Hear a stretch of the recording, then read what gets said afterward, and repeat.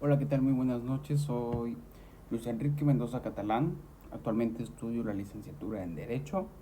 Y el tema de hoy que pienso abarcar es muy importante, es muy crucial. Vamos a hablar sobre la economía.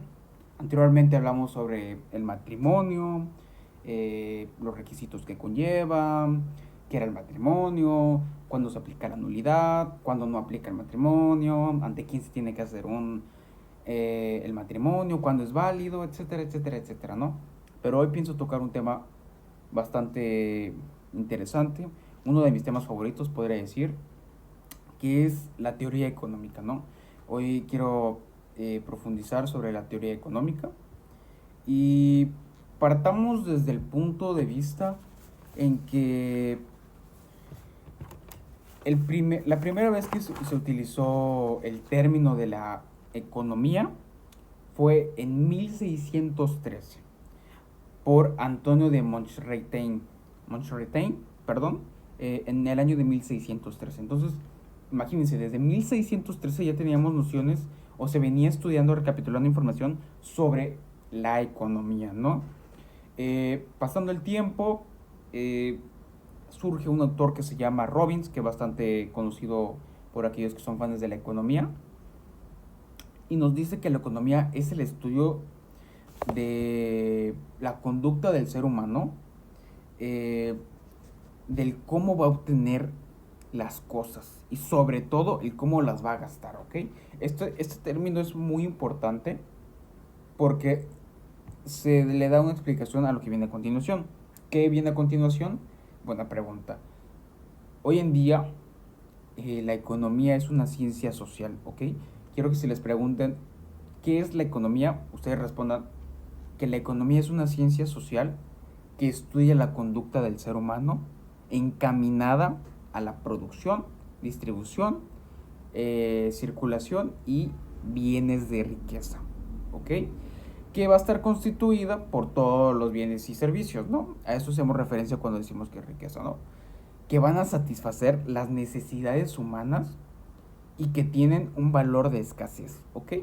Entonces, si nos preguntan qué es la economía, ustedes deben de decir que es una ciencia social que va a estudiar la conducta del ser humano encaminado a la producción, distribución, circulación y eh, consumo de la riqueza constituida por los bienes y servicios que van a satisfacer las necesidades humanas y que tienen un valor de escasez. Recuerden cuando hablamos de riqueza, hacemos referencia a los bienes y servicios, ¿ok?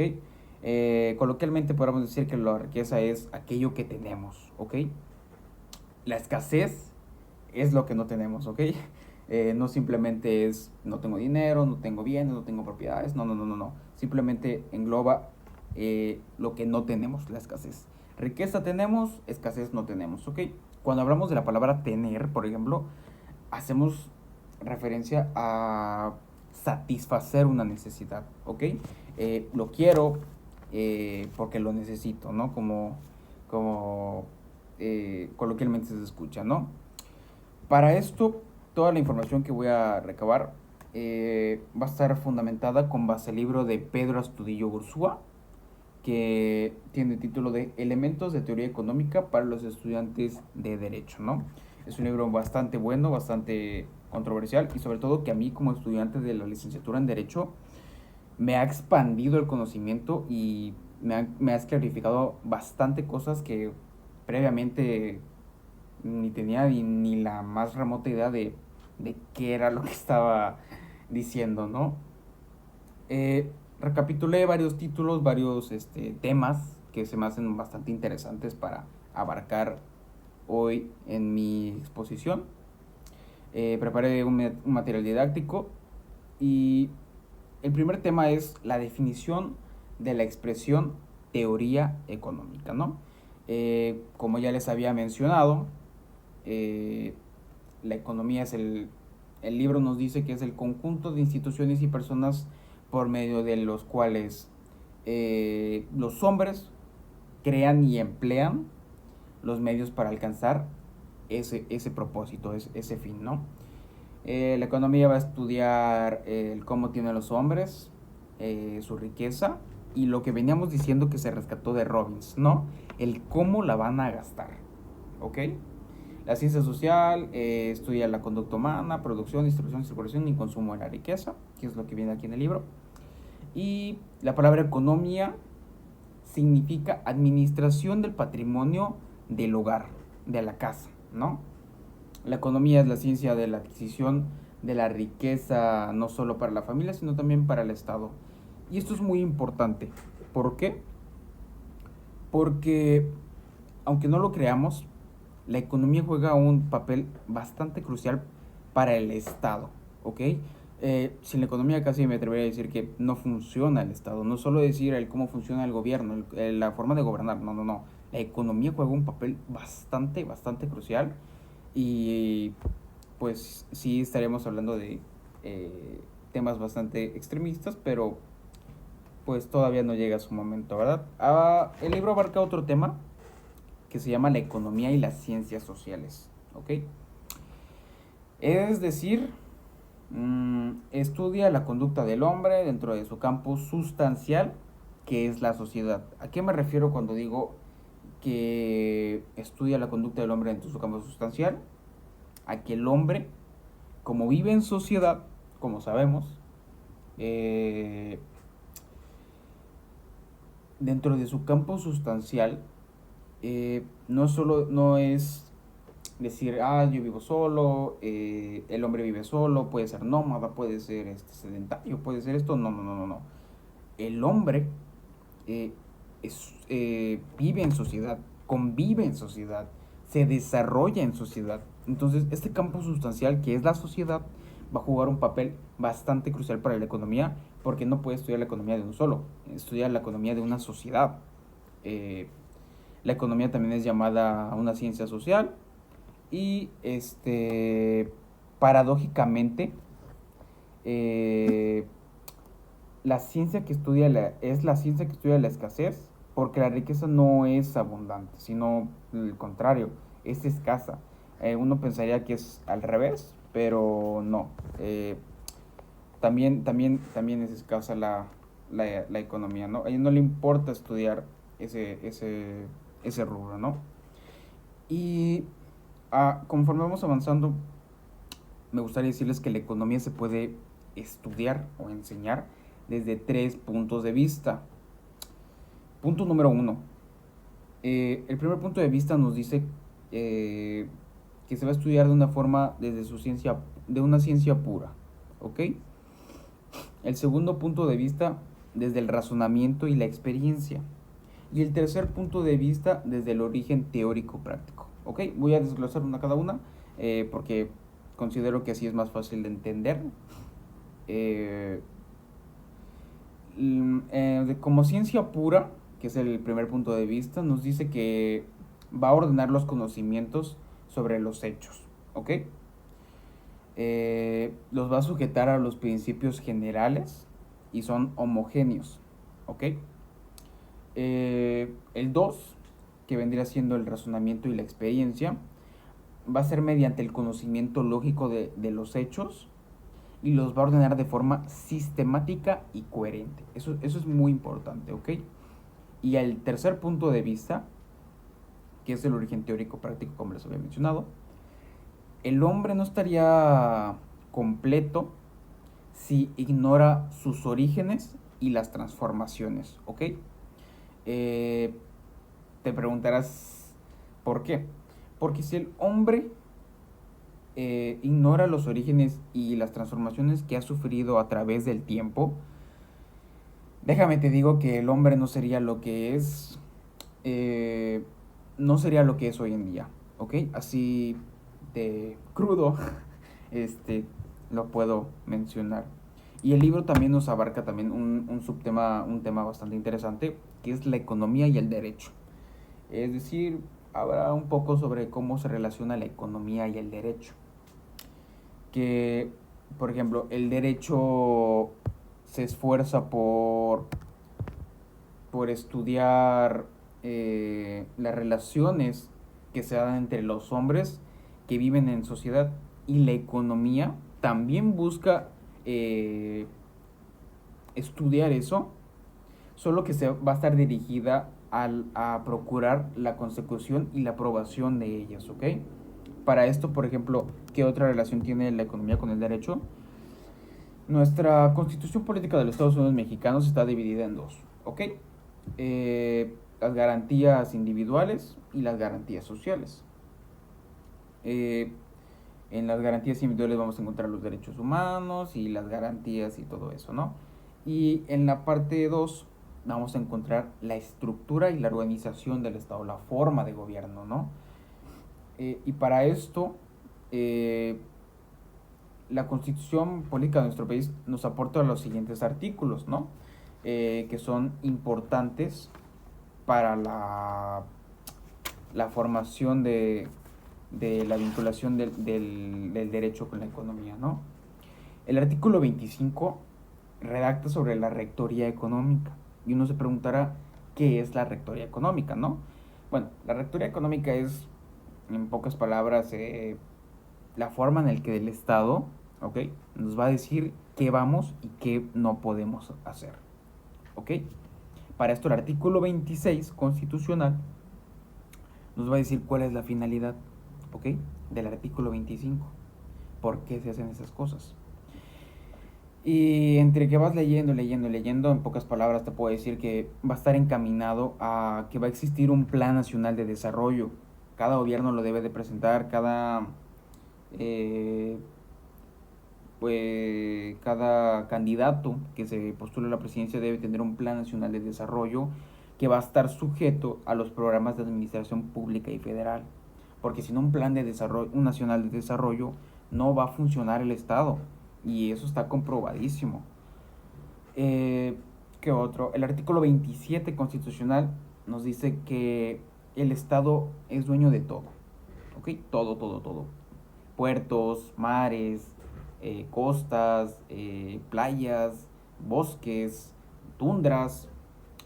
El país es dueño de todo. ¿Ok? Tu casa es del país, es del gobierno, es del Estado.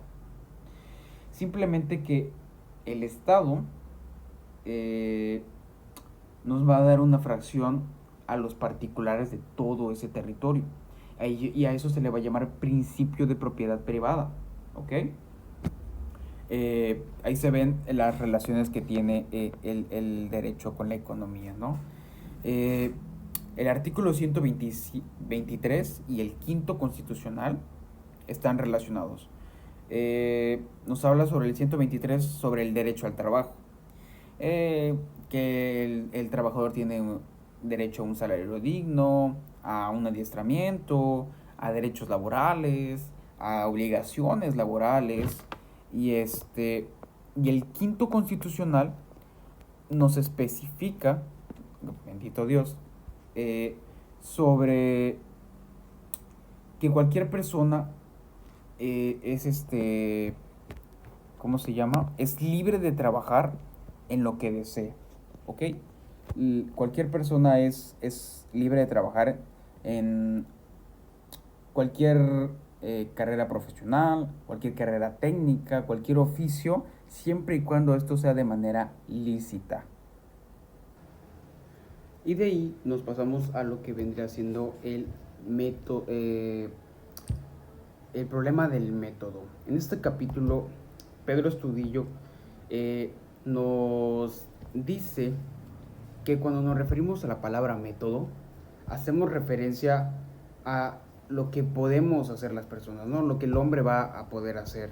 Y de ahí surgen tres métodos muy importantes, que va a ser el método empírico, el deductivo y el inductivo, ¿ok?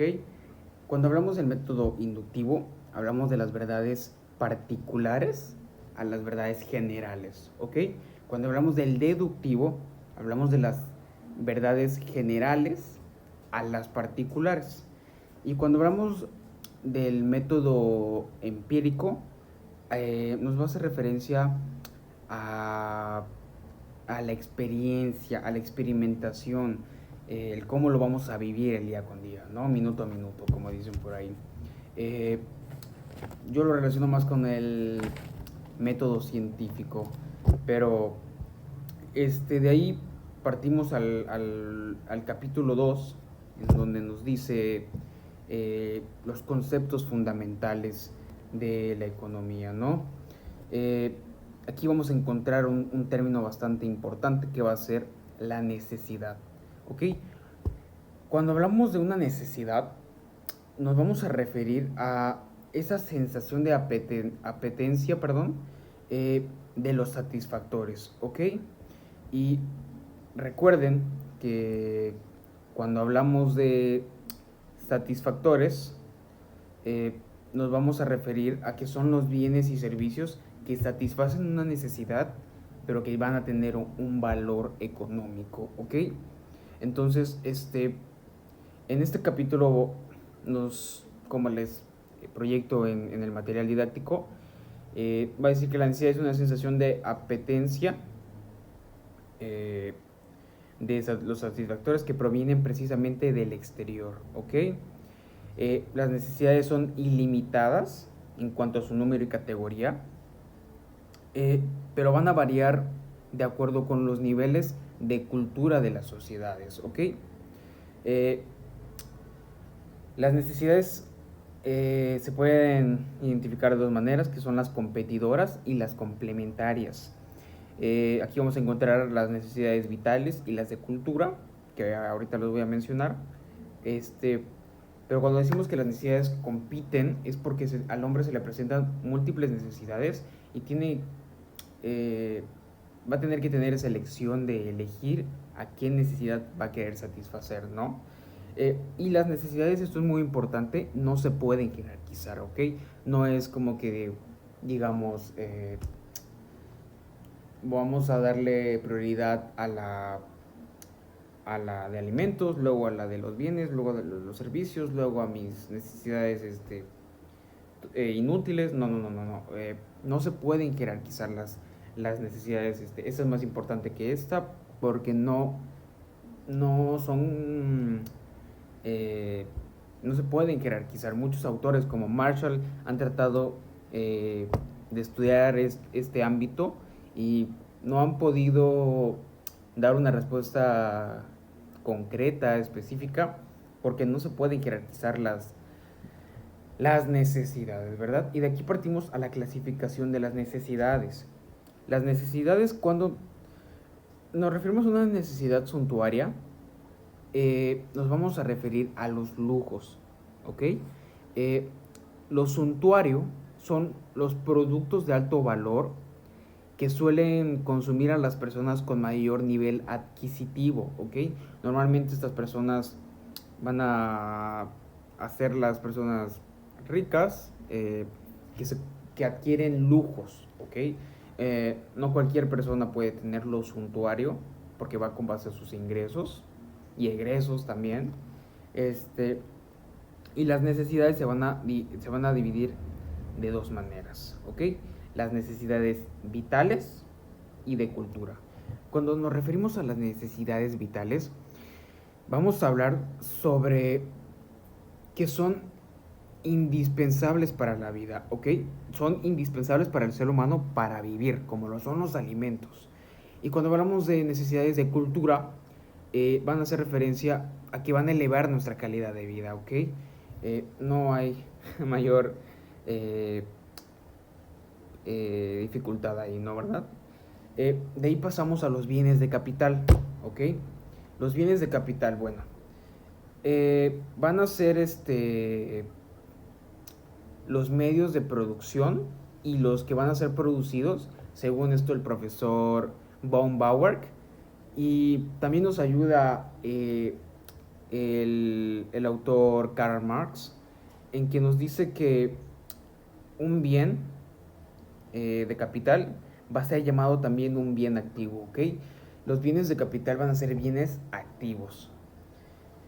Y de ahí nos pasamos a las utilidades, que van a ser la utilidad y la utilidad decreciente. Y estas se van a dividir en dos, las utilidades útiles y las utilidades inútiles, ¿ok?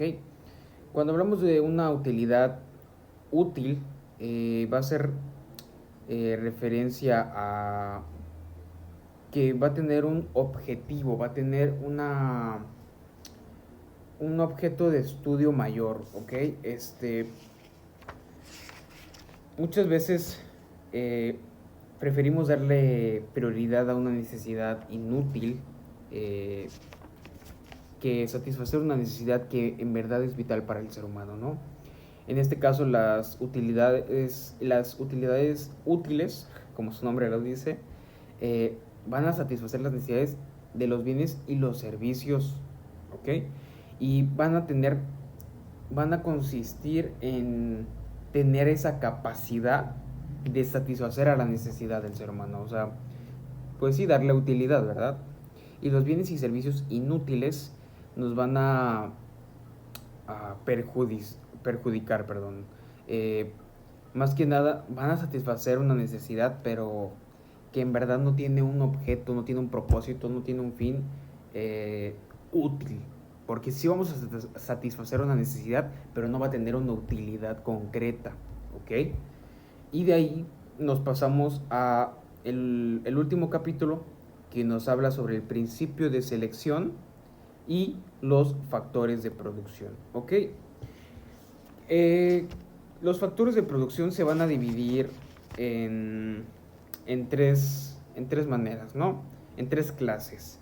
Van a ser los recursos humanos, los recursos naturales y los recursos creados por el mismo hombre que aplica su trabajo a los elementos naturales, ¿ok? Para no revolverlos, estos son los inventos creados por el hombre. Entonces, los recursos se van a dividir los factores de producción, perdón, se van a dividir en tres clases: humanas, naturales e inventos creados por el hombre. Este conjunto de bienes se dividen a su vez en dos partes, que son los de primera orden y los indirectos. Cuando nos referimos a factores de producción de primera orden, son los directos, no hay mucha complicación ahí, y van a estar constituidos por el capital consumivo o de uso, ¿ok? Y cuando hablamos de los bienes indirectos, van a estar conformados por el capital productivo, ¿ok? Como el trabajo, la tierra, el capital, los recursos hechos por el hombre, los recursos naturales inagotables, los recursos humanos, etcétera, etcétera, etcétera, ¿no? La localización también es un asunto de mayor importancia, pero de ahí nos desglosamos al principio de selección, que es algo que quiero yo recalcar, ¿no? Cuando hablamos de principio de selección, al hombre se le van a presentar múltiples necesidades que tiene que satisfacer, y tiene varias alternativas, pero queda en él, en su criterio, el elegir entre sus necesidades presentes y futuras, y de ahí determinar una conclusión, ¿no? Aquí vamos a encontrar que las personas van a ser productoras y consumidoras. Van a satisfacer las necesidades humanas, sí, pero recuerden que hay que darle un objeto de estudio útil, y el bien obtenido de todo esto se le va a llamar producto, ¿ok?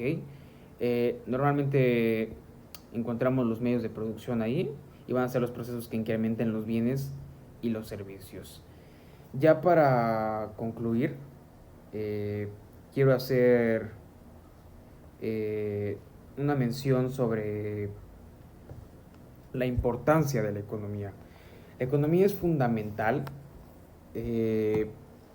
porque nos ayuda a entender el cómo se asignan los recursos limitados para satisfacer nuestras necesidades y deseos ilimitados en la sociedad. Sin la economía no tendríamos una manera efectiva de organizar la producción, distribución, circulación y el consumo de la riqueza, ¿ok? Lo cual podría llevar al caos y al desabastecimiento de los bienes, y sería muy difícil establecer los precios, determinar los salarios, evaluar los costos de oportunidad, de productividad, y el comercio sería extremadamente ineficiente.